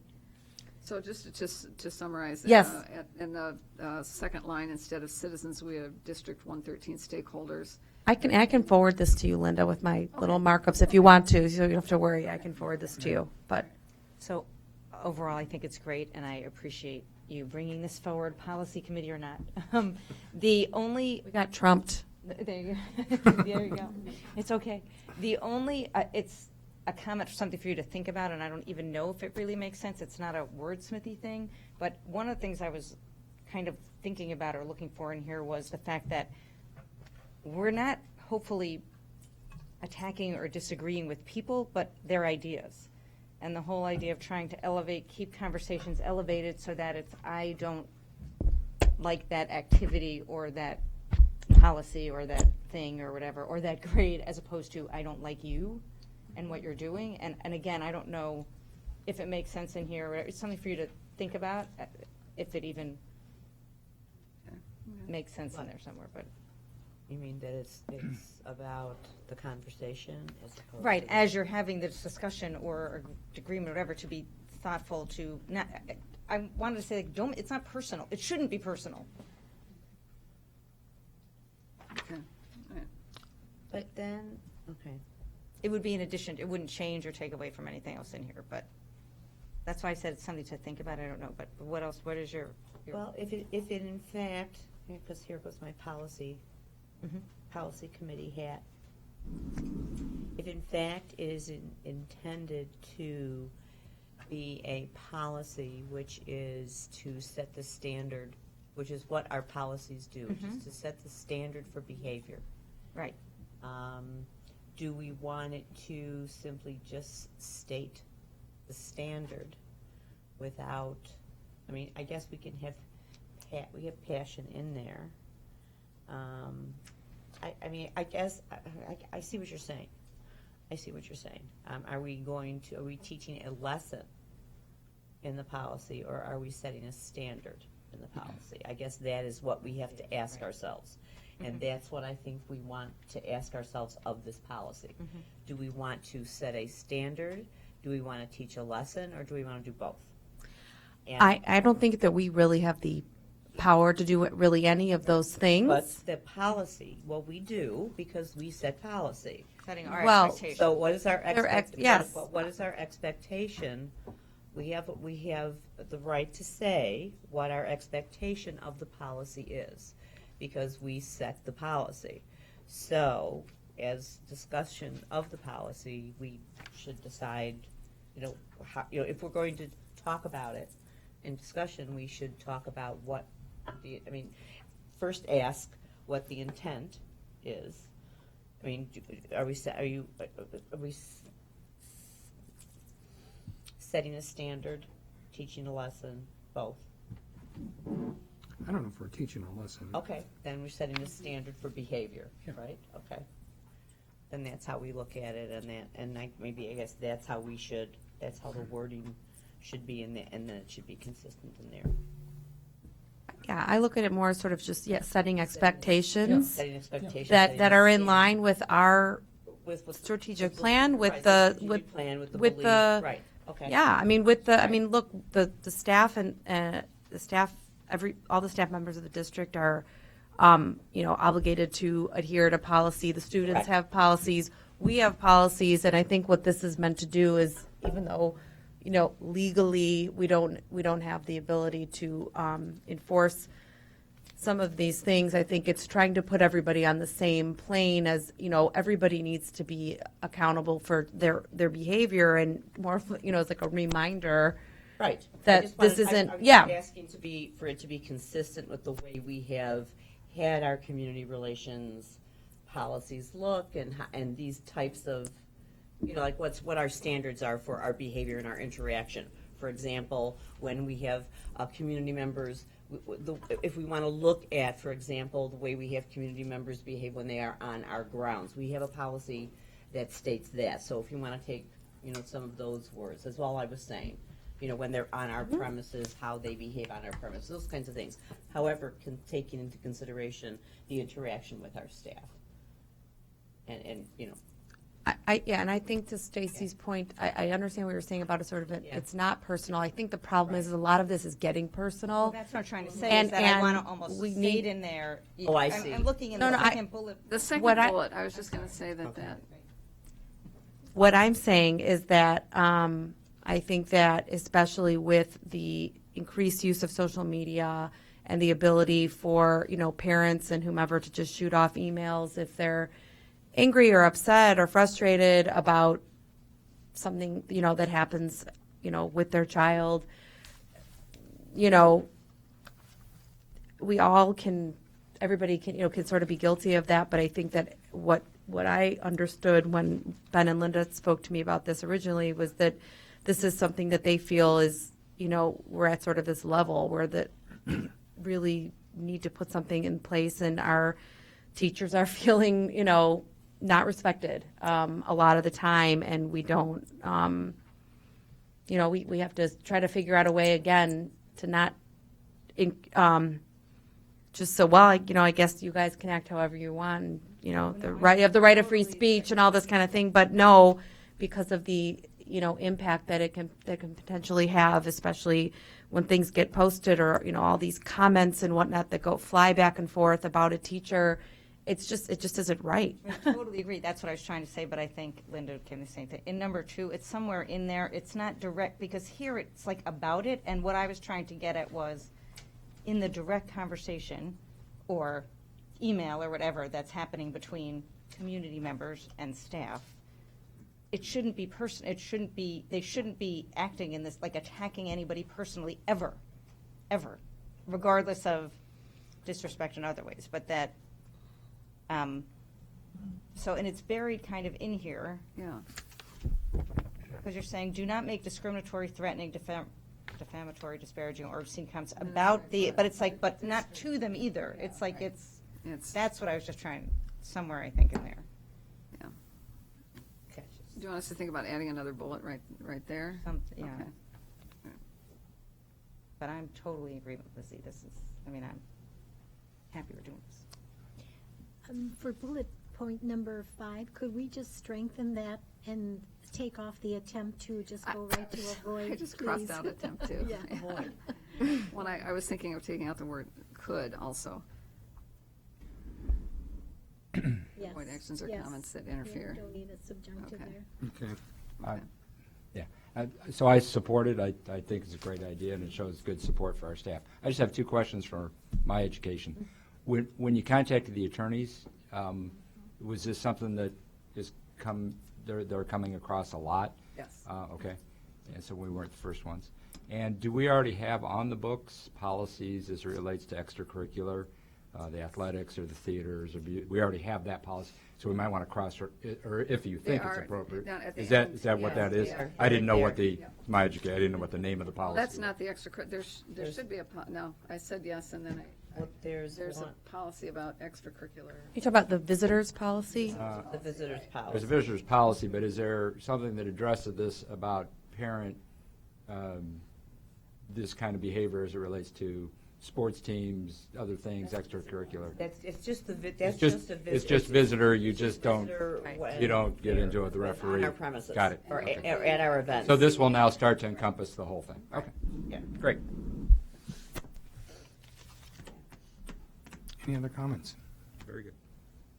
Sad that we have to have it, but we have to have it. Well, and it's I want to. It's a small. I think small the number. vast majority of our parents and community members interact with us in very productive and professional ways. And I think, but we also, I think that the intent here was to establish some guidelines so that we have something to point to say this is our expectation.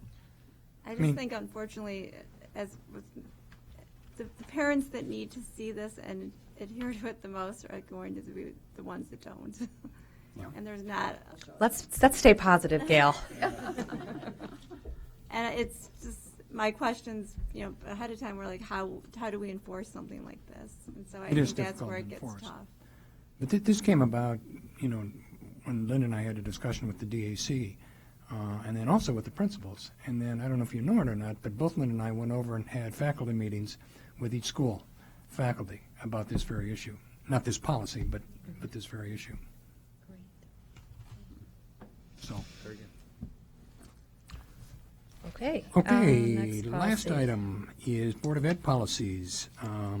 Township High School District 113 Foundation and Accelerated Placement Program. Do you want to add anything about that, or do you? The accelerated placement program is something that is a new state requirement. So somebody asked, why do we have these policies? That one is because of a new state requirement. And it really will not change any of our practice, but we needed to have this on the books in terms of this working with gifted children. The other 4 to 10 on the foundation there are some changes just to clarify our relationship with the foundation, and especially the superintendent and board member acting as ex officio members on that group.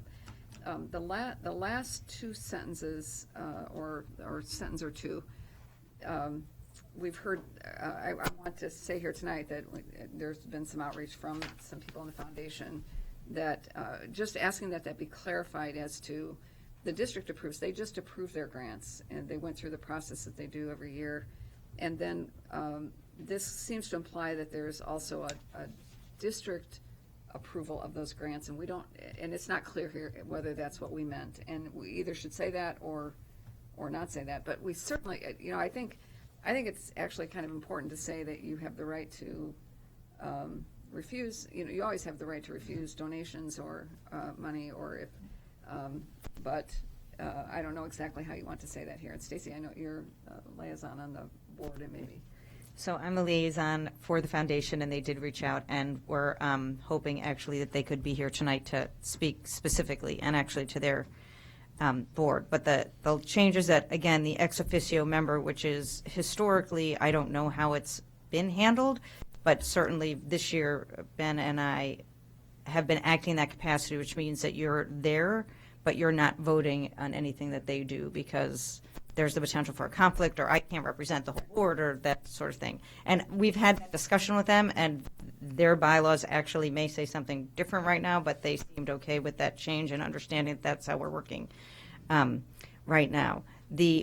I did not discuss with them specifically the change in the last question. However, as we went through the grant process, we did discuss that the board, of course, has the right to refuse or wants to be sure that anything they're approving isn't going to in some way be something that someone in a building or administration wouldn't be happy with, or would cost the district money in the future in maintenance or upkeep or experiments and that sort of thing.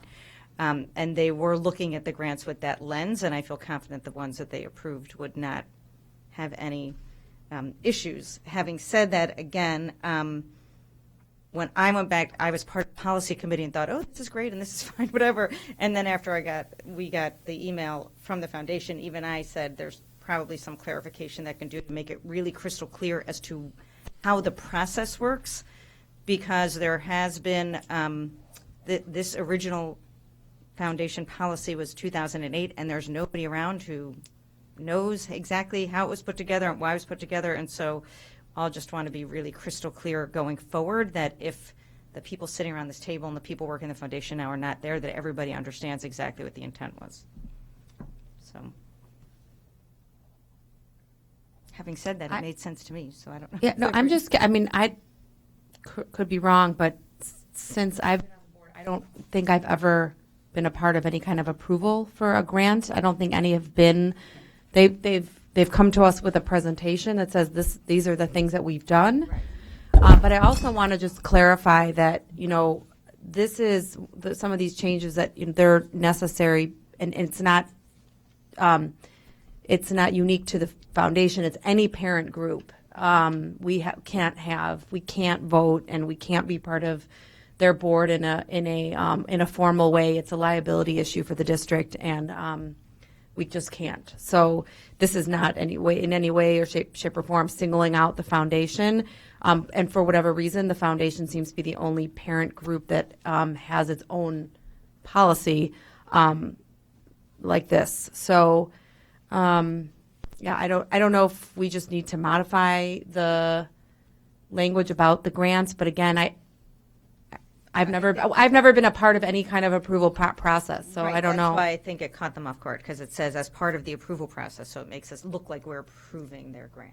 And actually, the old language says that. I know, well, right, but nobody ever looked at it before, I think is the issue, right? Well, I think Which is that the issue. the clarification for that is meant that any kind of grant, any kind of dollars that are being given toward any kind of educational program has to be approved or considered by the board in some way so that it does not fly in the face of any curricular decision that has been made. The program, you're saying, the program. Right, but if there are dollars being given toward any grant, and if somebody out here is giving money towards a particular program, that the district has a right to either deny it or approve its acceptance, whether they're denying it or not, but approve its acceptance, which is possibly the basis for the approval language in here when they were having this discussion before us. Any of us was part of it, because they didn't want it to fly in the face of the spirit of the educational curriculum. So that was probably the reason for it. So so if the foundation then, wants to approve a grant for some sort of program or something, curriculum, wouldn't they first go to the superintendent or the department or They do work with the principals? But we have a liaison from both schools who sat on it. There's a staff. But that has evolved since this policy was created. Right. My This point is policy the board. It wouldn't go straight to the board, and only would it come to the board if it's something that the board would otherwise need to approve. If it was some type of. It would come to you before it even got to the approval, before it ever got to the approval stage of the grant committee. Right. There'd be questions asked. They push it back to the liaison at either school and say, we're wondering about this. For example, someone wanted a drone a couple of years ago. It came Right. you can't have a drone, and so that was thrown out. Like those kind of things would, but it doesn't get to the board very often. It usually gets. So then we probably need to modify that a little bit further. Yeah, I wonder if this should go back to the committee. Yeah. Or- Right. I feel like it should just really reflect the exact process. Elena, you were. I think, if Yeah. it goes back to the policy committee, perhaps you could invite the chairs of the foundation to have that discussion. It's an open meeting. They're welcome. They're welcome to come. Might help. Right. So that we understand the process. We'll kick it back to the policy committee. Right, so then. Before the next board meeting, Yeah. right? So then we could maybe have a copy for December. Yeah, the December 17th meeting. Yeah. And we maybe can not just the let them board. know that that's when it's going to happen. Yes, I will. Vote in January? Well, if we can make an agreement that night, we'll. I think. Yeah. I mean, it's important. on It's the agenda. it's. Okay. We could put it on the agenda, and then if we're not ready to vote, we don't, but at least you have it on there. Yeah. And what actually I thought that there was another policy though, the one that just applied to all parent organizations. Was that up? We didn't make any changes, I think, did we? We just we were looking at to see if the foundation could be part of it, and for some reason we decided to keep them separate, but the other one had nothing. No, it does apply to the foundation because it's a parent group, but it's this for some reason had its own. This is really supposed to speak to, I think, how the grants, right, how and when grants require any kind of approval or action from the board. It's also to establish that the district is legally separate from the foundation. I think it has another important Yeah, function. and well, that's that, separation. yes. And, But the other parent group thing, I don't think there were any changes to it. So we didn't bring it to, I don't remember talking about it. do you know which one I'm talking about? Okay. It's going back to policy, okay, so so that'll that be is good true. because it'll be at policy the next time. Okay. Can I just clarify one more thing regarding the other one, the accelerated placement program? I just want to state just openly that it is a required policy, but it also is just one of the things they highlighted at the legal update was that it is to make sure that students that are receiving, possibly that are in special education programs, that are also given the opportunity to participate in AP programs and other gifted programs, even though they qualify for special ed services in other areas, that they also be given the opportunity, and that's what this policy says. I mean, it says other stuff, but that's what pertains to us, which was what they highlighted for high schools. That was important. Thank you. Okay, that would conclude the discussion items. So now we move on to action items. Okay, ready for action. Thank you. Okay, so we have some policies up for action. The first one is policy 7-185, teen dating and violence. Mine says prohibited, but anyway. It is recommended that the Board of Education adopt policy 7-185 as presented. Is there a motion? So, second. Okay. Is there any discussion on this policy? No? Okay. Seeing as there's no further discussion, a roll call, please. Aye. Aye. Aye. Aye. Aye. Motion carries. It is recommended that the Board of Education approve the Highland Park High School international field trip to Northern Ireland from March 19th to March 29th, 2019. Is there a motion? So moved. Is there a second? Second. Is there any discussion? My discussion is, where were all these trips when I was in high school? Seeing as there's no further discussion, a roll call, please. Aye. Aye. Aye. Aye. Aye. Aye, motion carries. It is now recommended that the Board of Education approve the resolution to approve the 2018 tax levy and the resolution authorizing tax for special education purposes. Is there a motion? So moved. Is there a second? Yes. Okay. Is there any discussion about the tax levy? Seeing as there is no further discussion, a roll call, please. Aye. Aye. Aye. Aye. Aye. Aye. Motion carries. It is now recommended that the Board of Education adopt the supplemental levy resolution authorizing a supplemental property tax levy to pay the principal and interest on an outstanding limited bonds of Township High School District number 113, Lake County, Illinois, and file it with the Lake County Clerk on an annual basis no later than February 28th. Is there a motion? So moved. Second. Is there a second? Just kidding. Is there any discussion? I'm getting a little delirious. I apologize. Is there any discussion? No? Okay, seeing there's no further discussion, a roll call, please. Aye. Aye. Aye. Aye. Aye. Aye, motion carries. Next, it is recommended that the Board of Education approve the law firm of Hodges, Louisi, Eisenhammer, Rodick, and Cohn, H. Lurk, to be our legal representation on behalf of Township High School District 113 for property tax appeals. Is there a motion? So moved. Is there a second? Second. Any discussion? Okay, seeing as there is no further discussion, a roll call, please. Aye. Aye. Aye. Aye. Aye. Aye. Motion carries. It is now recommended that the consent agenda be approved as listed. Is there a motion? So moved. Is there a second? Second. And Debbie will provide us with a report on the bills. Well, this was my first opportunity to do the bills, the electronic version. I did have some questions and some suggestions, and the detail was in order with a few a little bit of tweaking. But thank you, Ali.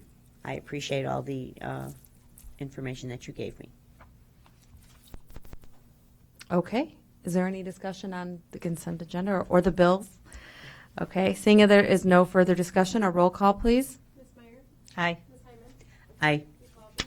Aye. Mr. Fishbane? Aye. Ms. Fick? Aye. Aye. Motion carries. Okay. We are now at our second citizens' comments period. The audience is a lot smaller. Do we have any citizens' comments? Mr. Heineman? Long agenda, so I have a few things I'd like to talk about. First of all, regarding the superintendent search presentation, which I thought was excellent, and I'm really pleased with how that turned out. I just want to mention that I think you should add a paragraph in there. I don't believe that the discussion with the superintendent candidates is going to be public, and it's going to be confidential who interviews until we actually appoint someone. So I think you should mention that, how that process will work, so that the community knows why they're not finding out about this and it's not being handled in public. Second, I'd like to make sure that everybody, when you read the document, and which is, again, terrific, you are immediately reminded that what we're doing is we're trying to solve a problem that we had last year. So much of it was talking about the issues that we had over the past 3 years with our most recent superintendent. And while, yes, we want all of the attributes that were described in the document, I just think that we need to keep in mind that we can't just solve the problem we've had most recently. We have to make sure that we solve all the problems, if you will. So, for example, I don't think we should add anything, but we didn't talk about fiscal responsibility and keeping the budget and this sort of thing, which is fine, because that wasn't a problem that we had a year ago. So just as you go through the process of the superintendent search, make sure that we think about all of the attributes that are important, not just the issues we had to fix. The next subject is on summer school. Not this summer, not next summer, but at some point I'd like to see the district go through a process of completely reviewing the types of programs that it offers during the summer, and and actually even during evenings, in talking about adult education programs, talking about enrichment programs for high school students, talking about programming that might be available to middle school students to give them a head start or to provide extra input and help that might happen there. So a full review of the type of programs that we make available to the community, I think, is something that we should do as a district. Again, not right now, there's a lot on our plate, but I think it is important. What we do in the summer school is great, but I'd like to consider whether we should expand that to include a whole lot of other conversations, if you will. Lastly, I'm glad Lizzie changed the word citizens to stakeholders, and I think that we need to be concerned with any place in our policies where we use the term citizens, because we might have people with green cards, etc. We're talking about stakeholders, we're talking about members of the community, not their legal status. Thank you. Very good. Very good. Thanks, Rick. Are there any other citizens' comments? Mr. Lavin?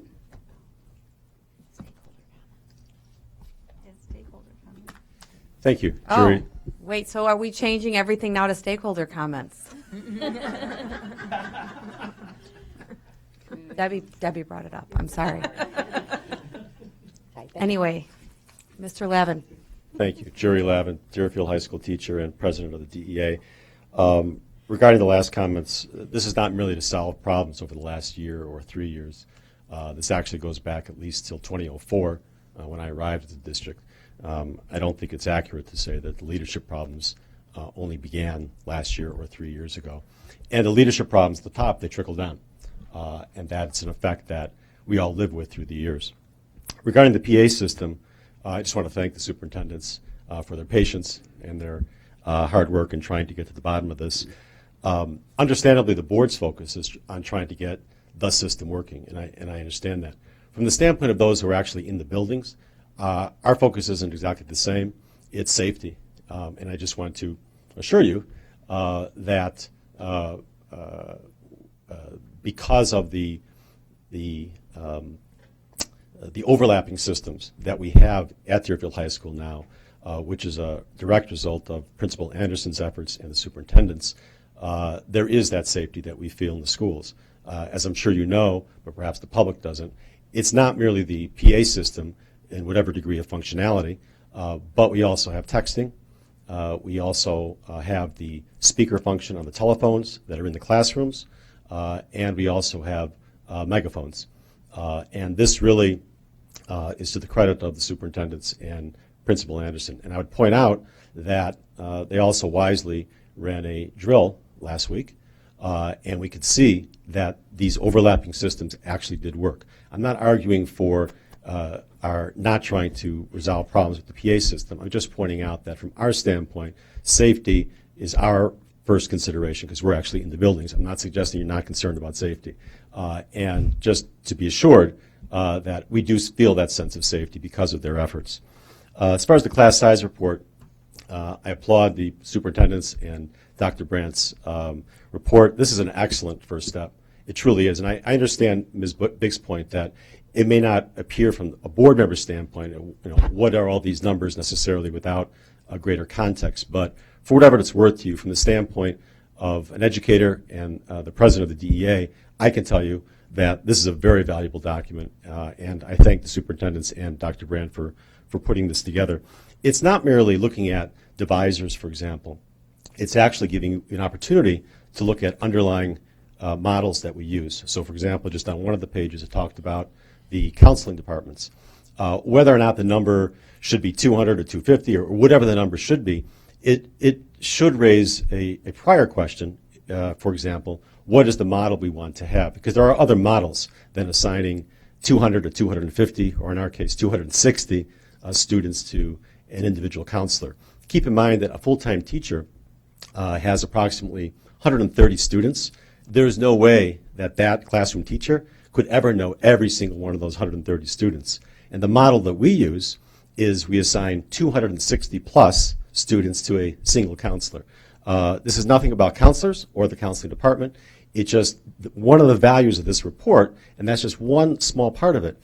It gives you an opportunity to question the models under which we operate, which I hope you will do. Finally, the parental policy. Again, very important first step. To Ms. Hyman's point about is it expectations? It is expectations. I look at this as not as an attempt to finish raising people who claim to be of the age of majority but forget from time to time.